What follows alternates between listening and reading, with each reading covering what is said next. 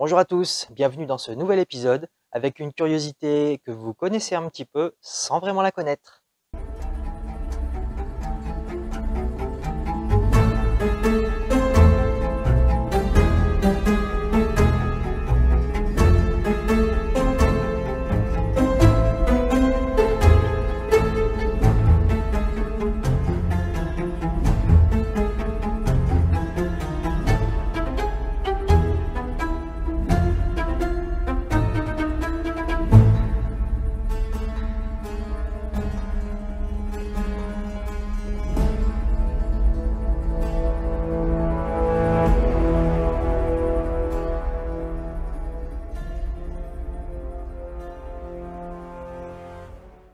Après cette vieille intro bizarre, il faut que je vous explique.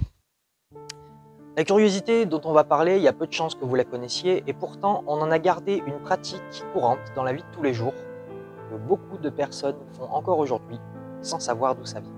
Pour ceux d'entre vous qui ont des enfants, il n'est pas impossible que la première fois que vous soyez allé lui faire couper les cheveux, vous ayez gardé en souvenir une petite mèche des cheveux de votre enfant lors de la première coupe. Si vous ne l'avez pas fait vous-même, vous connaissez sûrement quelqu'un qui a fait ce petit truc sans vraiment savoir pourquoi. En général, la mèche de cheveux termine dans un album photo. Eh bien, il faut savoir que cette coutume est un peu plus ancienne que ce qu'on croit, qu'elle date, encore une fois, de l'époque victorienne. Et les cheveux étaient conservés pour fabriquer des objets particuliers, des bijoux. Aucun cheveu, me direz-vous, en voyant ce petit bijou qui date du 19e siècle. Et pourtant, si on regarde bien le détail à l'intérieur, les motifs noirs qui sont brodés le sont avec des cheveux humains. C'est très compliqué à travailler comme matière. Alors celui-ci est assez classique, mais il en existe beaucoup différents. Des bracelets, des paysages faits avec des cheveux.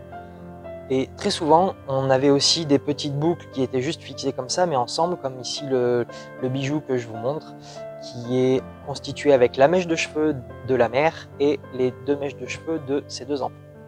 Le bijou n'est pas forcément à vocation mortuaire, comme certains le prétendent. C'est pas que des bijoux qu'on fait avec les cheveux des morts.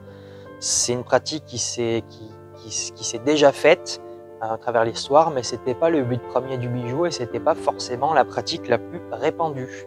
Il y a des hommes qui se faisaient des cadeaux, des bagues avec des gravures d'amitié, avec des petits tressages de cheveux, ou des femmes qui se faisaient des bijoux avec les cheveux de leurs enfants sans qu'ils ne soient décédés pour autant.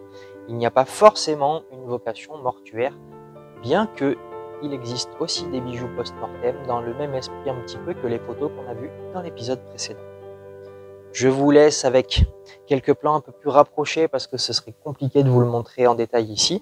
Et je vous dis à la semaine prochaine pour un nouvel épisode.